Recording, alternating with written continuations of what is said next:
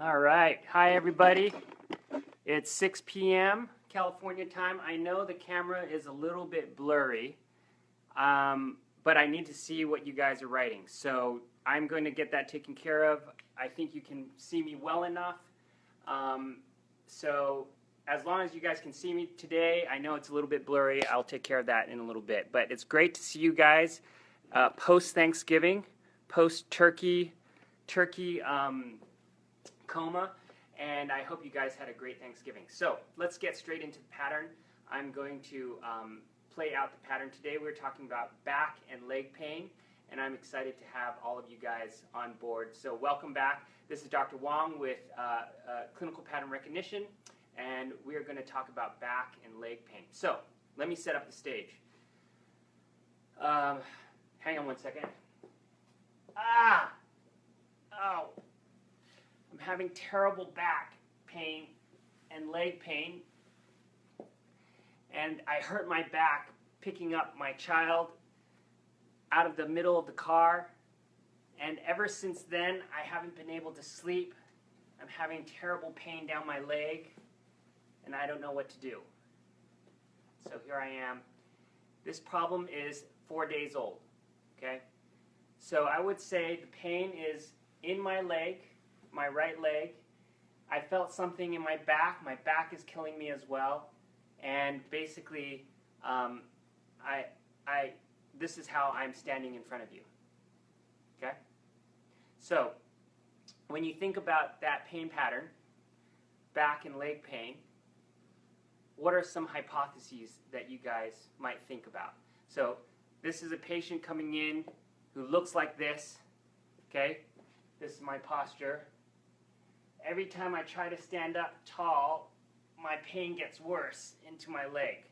So I see anybody else out there? Any thoughts about what are your hypotheses related to this patient who's having back and leg pain? So what are some conditions that you can think of? So I want all of you out there to try to be engaged. Put down your thoughts, shoot them out. Let's see what you got. Let me make sure I've got my bell here. Yes, sir. All right, so let's see. Anyone else? This is a patient who's come in, is complaining of severe back and leg pain. Okay? And he comes and he looks like this.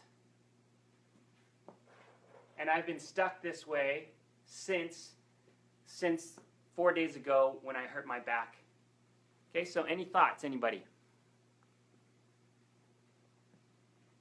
Let me add a few other key features to this problem. When I sit for too long, my pain gets worse. Okay? When I get up from sit to stand, my pain gets worse. Kelsey's got disc bulge. Hi, Kelsey. Yep, so disc bulge is one potential problem. Okay, anything else? When I go from sit to stand, when I'm driving for too long, my pain gets worse. Okay, any other thoughts from people out there?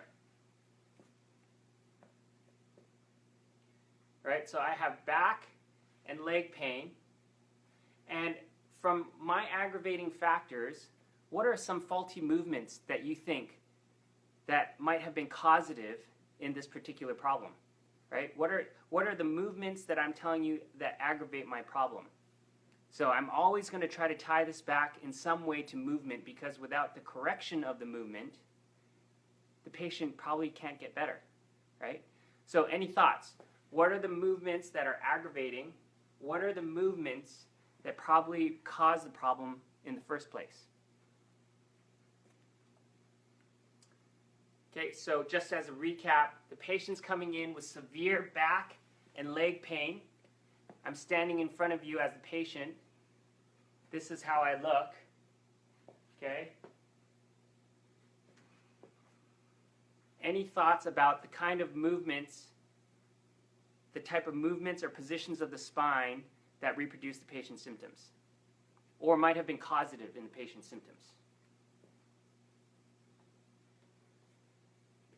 Any thoughts out there?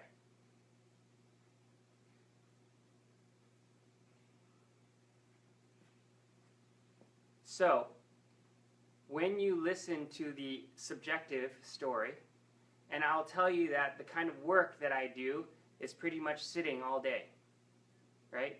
So, in my work, my spine is flexed. In my causative factor, or my injury, flexion, how I lifted up my child was related to this causative factor.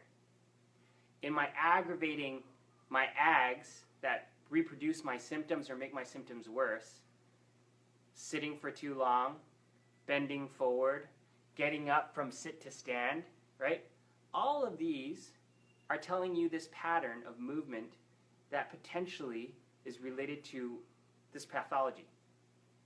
So, let me ask you this. As a movement specialist, if you saw me looking like this is my posture. In your mind, what is not optimal about this position? So, just take a moment there.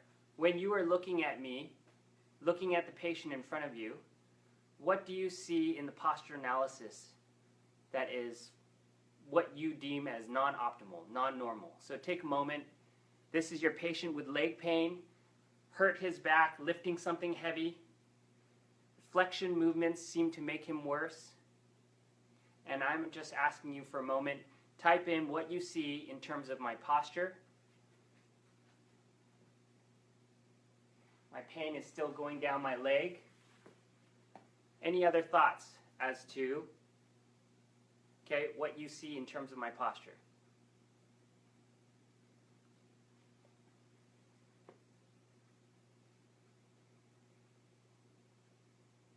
Okay, anybody out there? Kelsey, any thoughts? And I'll tell you the reason why, by identifying and observing the posture and the movements that reproduce or cause the pain to get worse. Right, we've got Brittany with right trunk lean, perfect. Now technically, I'm laterally shifted to the left, away from my side of pain, but I do have some right trunk lean, okay? Loss of lumbar lordosis. Kelsey's also got loss of lumbar lordosis, so I have a flat back. And I'm having problems because flexion makes me worse, but actually in standing, extensions make me worse too. So exactly what you were saying, Brittany and Kelsey, when you see someone like this, the movement expert says that is non-optimal spinal postures. So I'm going to try to correct you towards middle. The guidelines talks about a category called back pain with related leg pain. There's actually two leg pain categories. One is back pain with related leg pain. This type of leg pain is related to what we believe related to discogenic, so disc-related referred leg pain. Okay, this is in its purest form is not related to a nerve root. Okay, even though I know probably in your minds some of you are saying, oh, this could be sciatica, right? This could be leg pain, this could be nerve root pain, or this could be a different type of leg pain. The guidelines talks about a category of back pain called back pain with related leg pain. It is referred leg pain from the disc. And let me share with you why. If you think that person's having pain down their leg and his posture looks like this, right? And in your mind, as a movement specialist, you said that does not look like optimal posture. I'm going to try to correct you back to neutral. I'm going to try to correct you back to neutral. And the patient goes, no, I can't do that. That hurts. It makes my pain worse. One thing to think about, and really the evidence is quite strong for this, what we call the McKenzie Method. Repeated movements, directional preference, right? The patient told you that flexion movements make me worse, and you've decided that I'm going to try to line you up better in space. Line you up, because this is, as a movement specialist, this is what I believe is optimal. So I'm going to try to, based on the McKenzie Method, I'm going to try to correct the frontal plane deformity first, before I correct the sagittal plane deformity. And I'm going to use repeated movements because I'm going to try to shape the tissue that is referring the pain down the leg, and we believe that's the disc. Okay? Now, let me clarify. This is not really a nerve root problem. Okay? This is referred pain from the disc, and I'm going to change that pain referral by using directional preference. Right? I'm going to try to shape you back to what I call an optimal alignment, and I'm going to use repeated movements to do that. I'm going to use gentle repeated movements. So, ideally, and this is what we see in the clinic as well, it's good to correct the frontal plane deformity before you attempt to correct the sagittal plane deformity. Okay? So, all you're doing is using your mind's eye as a movement specialist that says a neutral spine is where I aspire to get the patient to be. And with this type of leg pain, this pattern that I recognize, excessive flexion, excessive rotation of the lumbar spine. Remember we talked last week about the types of excessive movements of the spine? You heard that in the mechanism of injury. You heard that in his aggravating factors. And now you're going to apply repeated movements, a directional preference, right? The patient says, when you correct me towards neutral with these repeated movements, I'm looking for, what are you looking for when you're doing these repeated movements? So any thoughts? So Brittany, Kelsey, when I'm doing these types of repeated movements, what am I looking for? To prove that this is truly the pattern, back pain with related leg pain. Any thoughts, guys? Jessica, if you're out there, when you do repeated movements for leg pain, back pain with related leg pain, what is the phenomenon that you're looking for that basically helps you identify this truly pattern? And Kelsey, right on, girl. Centralization of the patient's pain. The change of location and change of intensity of the pain moving up the leg. We've got Nicholas, centralization, exactly. The guidelines will say centralization is a key finding of this particular type of leg pain. And let me help you understand why this is different from nerve root pain. If this was nerve root pain, right, and this is an irritated nerve root shooting pain down your leg, why would repeated extensions make that better? Because when you do repeated extensions, what does that do to the neuroforamina? You guys tell me. So Nicholas out there, Kelsey, I think Brittany was online as well. If you had an irritated nerve root and you did repeated extensions, what does that do to the neuroforamina? And what would that do to an inflamed and irritated nerve root? What do you guys think?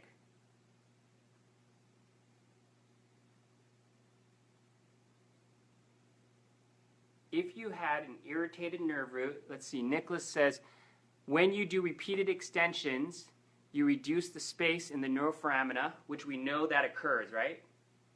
Kelsey says it closes them down and it would irritate the nerve root. So the nerve root is already inflamed, and now you're using repeated extensions, you're increasing foraminal pressures. If this was a nerve root problem, you would not be having centralization with repeated extension. Is that fair to say? So the guidelines separates out these two types of pain patterns. One is a nerve root problem, of which you would typically potentially find neuro findings, right, on your neuro screen. We'll talk about that next week. But in this category, repeated movements trying to normalize spinal postures, whether it is correcting the sagittal plane deformity or correcting the frontal plane, the sagittal plane deformity, improves the leg pain, right? That's when you know that this is not a nerve root problem. Why would closing down on the foramina and closing the foramina, increasing foraminal pressures, actually be a nerve root problem, right? So, one other thought. So this is the patient again. You've tried your repeated movements and he goes, my pain is getting worse down my leg. You tried, and remember, ideally, if you have not corrected the frontal plane deformity, it is going to be very difficult to correct the sagittal plane deformity. So first, correct the lateral shift with your repeated movements, okay? And then, if you cannot, what is something you can do if the patient is too irritable here in standing with your repeated movement corrections? What is something you can do to still use repeated movements, but to actually meet the patient where their irritability will actually allow you to line them up better in space, line them up better in better alignment? What are your thoughts? So Nicholas, Kelsey, Jessica, Peter, any of you guys out there, what are your thoughts? If repeated movements, you think this is a related leg pain problem, referred leg pain, and you want to use repeated movements to improve my symptoms, but every time you do it, it causes peripheralization. My leg pain gets worse. It produces leg pain further down into my calf or into my foot, right? So this could be a non-dermatomal, a relatively diffuse aching leg pain that's related to spinal movements, right? So the spinal movements seem to make me worse. That's why it's back pain with related leg pain. What can I do to continue to progress this treatment along this train of thought? Okay? So think about this. Here, in this position, I can also go here on the table and apply a lateral shift correction, right? So let's see what you guys have answered here. Kelsey's like, go gravity eliminated. Have them go prone on the pillows and correct the lateral shift on the table. Perfect, right? Remember, who else? Elvin, do it in prone with the same motions. That's exactly what a movement specialist would do. That's exactly what this next generation of movement specialists, you saw that this is how I looked. And in your pattern, you said, this person, I'm going to shape him with repeated movements to get him lined up better, because as a movement specialist, that's what I believe minimizes stresses on local structures. So Nicholas has got that. Agreed. Awesome. So I move them from gravity loaded repeated movements to gravity unloaded repeated movements, and I meet them where the tissues can handle it. So I put them prone on pillows, right? Prone on pillows with a lateral shift correction, prone on pillows, and I'm going to slowly remove the pillows. So I've got my lateral shift correction. And sometimes you just need a little bit of duration. You need a little bit of time with gravity eliminated and a little bit of force, right? So if I was left lateral shift, I'm going to have him right lateral shifted, prone on pillows. And I'm just going to give it some time, and I'm going to test out my pattern. I'm going to say, I recognize that guideline-based pattern, and the way we manage that is with repeated movements, with some type of directional preference. And if they're too irritable in gravity loaded, then I'm going to move them to gravity eliminated and continue my hypothesis of changing that leg pain. Okay, so as the patient progresses, the pain is going up my leg. I'm feeling better. I've now fixed the frontal plane deformity.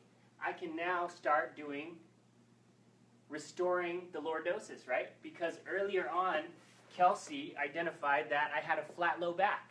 And in my mind's eye, the optimal patient has a neutral lordosis, has a nice lordosis. So I'm going to start restoring my sagittal plane.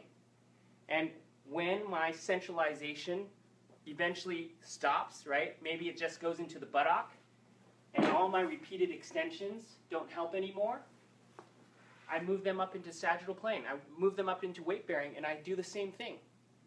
So I progress from non-weight bearing to weight bearing using repeated movements, because sometimes we're just massaging that tissue and getting the centralization to occur up the leg.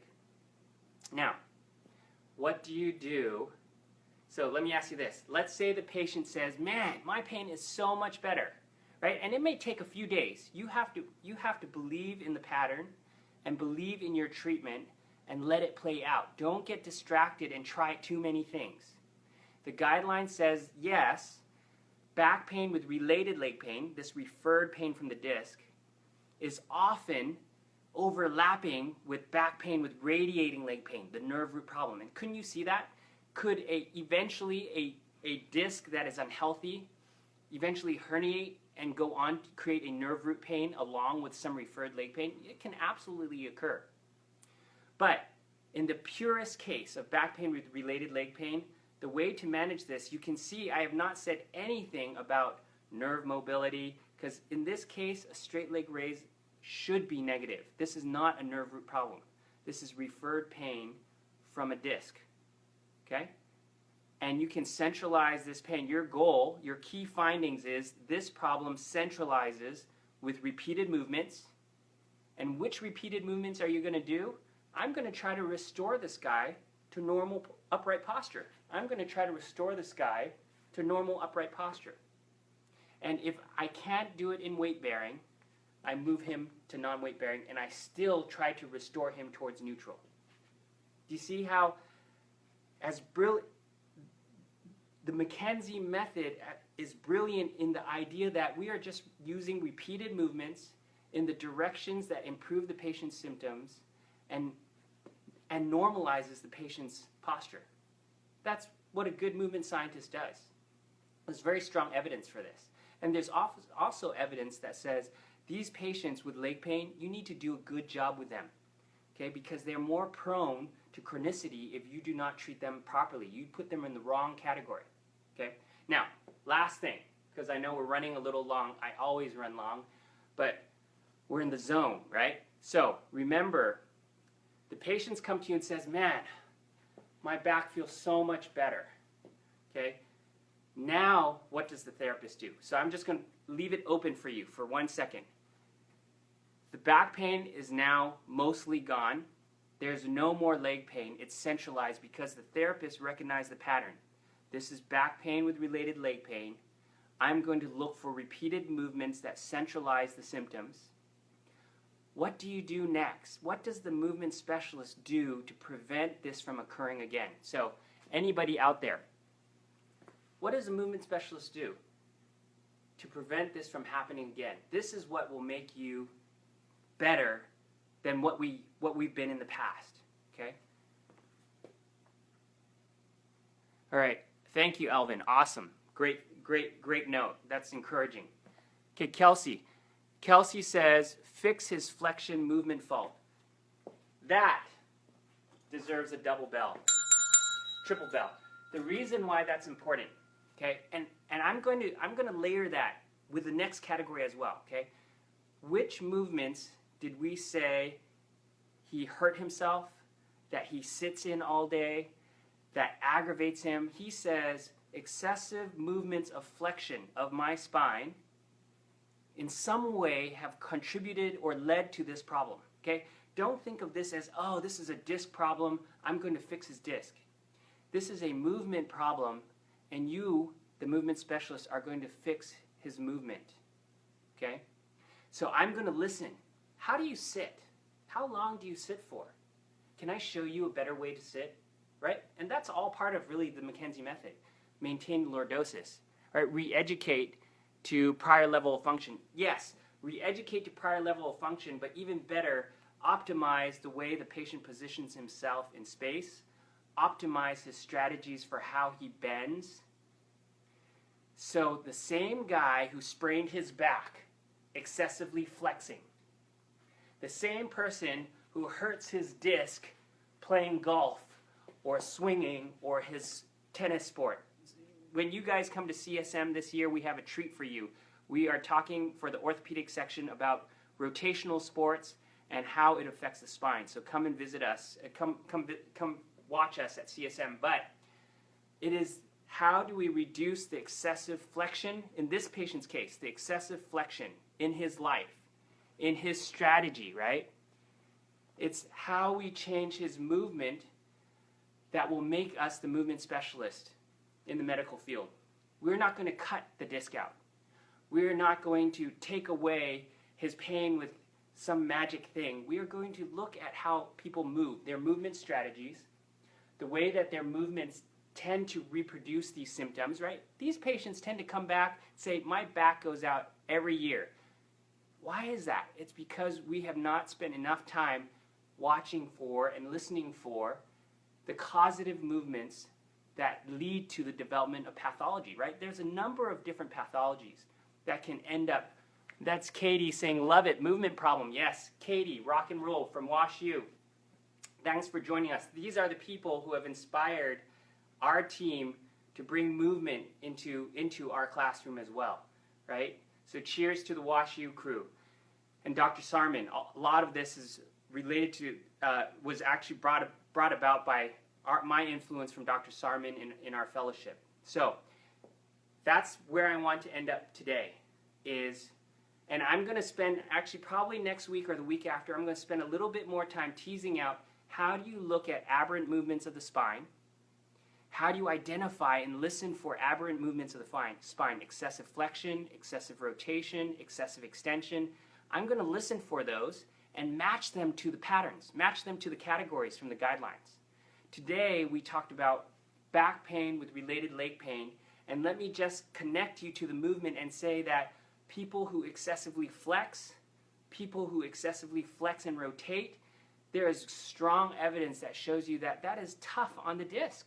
And that's a great reason why this person might have this type of problem. Now, could those movements cause lumbar sprains and strains? Absolutely. Could those movements cause radiculopathy down the leg? Absolutely.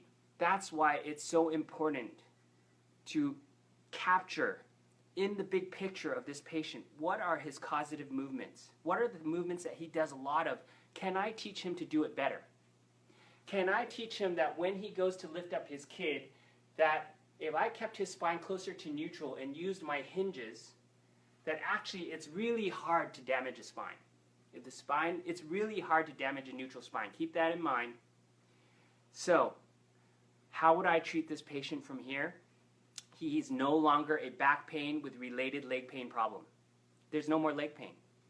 He is now back pain with movement coordination impairments, right? He excessively flexes in his life, and I'm going to use movement test that can train him towards neutral spine. Let me give you one example. I'm sitting. I'm going to train him to sit better. Or I may be sitting and I'm watching him extend his knee, okay? And every time he extends his knee, he flexes his spine. I'm going to train him to maintain his spine in neutral and practice extending his knee. What he's doing is training neutral spine with lower extremity movements that mimics his sitting, mimics his driving, mimics anything he does that involves leg movements and excessive flexion of the spine. You're going to specifically train him to move away from excessive flexion. That is how the movement specialist will actually help the patient with back pain with related leg pain. That's how you abolish leg pain, is you change the way that they move and you restore the structures above and below, thoracic spine, the hip, the knee. Let them move more at their hinges, right? Let them move more at their hinges and have them move less or less excessively at the lumbar, right? We can absolutely, all of us can move at our lumbar spine, but when you do it too much, when you do it repetitively or you overload that movement, that's when pathology ensues, right? So Elvin says, slump sitting to reduce radicular symptoms. Absolutely, right? Excessive flexion puts the nervous tissue, even though in this particular case, we are not talking about nervous tissue. We're talking about back pain with related leg pain. Back pain and referral of leg pain from what we believe to be disc tissue. But the bottom line is the guidelines talks about this category as being improved by repeated movements that normalize, right? We have a picture in our mind's eye of what optimal humans look like, and you should aspire to get your patients there. And in this category, repeated movements, whether it be in weight-bearing, gravity-loaded, or non-weight bearing, your goal is to line this person back up, because in neutral spine we believe that the stresses are distributed nicely over multiple structures. Tissues are not going to be injured. All right? So keep that in mind, right? All you movement specialists out there. Yes, we recognize this pattern, back pain with related leg pain. This is not nerve root pain, okay? I want to make that clear. If it were nerve root pain, typically repeated extensions, which causes centralization in one category, should cause worsening, right, compression in the nerve root category. So think about that. That's why these two categories have been teased out in the guidelines, okay? Nicholas says the disc tissue referral is due to the inflammatory response. Yes, inflammatory response, but in this case, not involving the nerve root yet. The moment this category involves the nerve root, where you now have a positive straight leg raise, a positive potentially a positive neuro exam, this now has transitioned from back pain with related leg pain to back pain with radiating leg pain. This all of a sudden changes. And now, in next week's session, we'll talk about how do you manage acute nerve root problems and how that might be different or similar, right? The causative movements, that's the beauty of the movement system. The causative movements, yep, you got that. Charlie Johnson, an outer third of the annulus is innervated. Yes, agreed. Yes, fair enough. Absolutely, I agree. So if the nucleus pulposus is working its way out, right? And we know that rotation and flexion can create fissures. So if the nucleus pulposus is making its way out and is affecting the outer third of the annulus, certainly that can be a source of pain. But I was what I was thinking about was nerve root, right? So nerve root pain. Once the nerve root's involved, the guidelines talks about this as back pain with radiating leg pain. In summary, I just want to say that remember the causative movements, right? That's why the movement is so important. The causative movements of many of these problems are the same, right? It could be excessive flexion. It could be excessive flexion rotation, right? So keep those things in mind. I'm just confused as to the primary mechanism, Nicholas says. I see the difference clinically with flexion extension provocation. Is this pattern non-dermatomal? Yes. So very good thought, Nicholas. These types of patients often come in with global leg pain. You cannot identify a clear dermatome. When you do a neuro exam, the neuro exam is negative and a straight leg raise is not positive, okay? So technically, this is not a nerve root problem. In the purest back pain with related leg pain problem, this is disc-referred leg pain. That's why it's diffuse, okay? So Kyle says, it isn't only dermatomal if it's the nerve root. Isn't it only dermatomal if it, yeah, exactly. So this pain pattern, Tim says, is more of a broad pain pattern.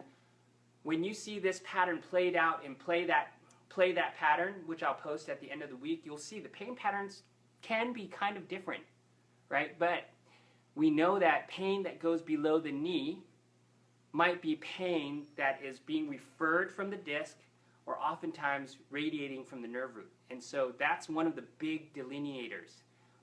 The local myofascia, muscles, ligaments, local tissue often only refers, it doesn't refer typically below the knee, and that's why your clinical prediction rule that says pain less than 16 days, no pain below the knee, that's telling you the reason why manipulation might be beneficial to your local tissue area, besides the fact that it globally reduces pain, there's pain analgesic effect, is that, one, the clinical prediction rule is telling you that your hips are pretty good.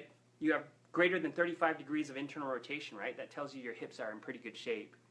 And there's no pain below the knee, so this is probably not a related leg pain category that needs you to do repeated movements.